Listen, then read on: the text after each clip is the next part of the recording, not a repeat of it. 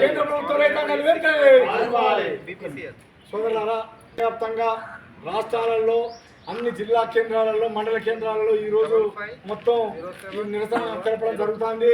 మన ఎంఆర్ఓ గారి ద్వారా ప్రధానమంత్రికి పంపవలసిందిగా ఈ మెమోరాండం ఉద్దేశం.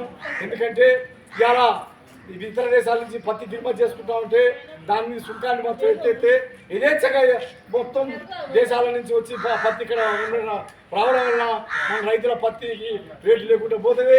అదే రకంగా సీసే కేంద్రాలను కూడా తగ్గించడం జరుగుతుంది.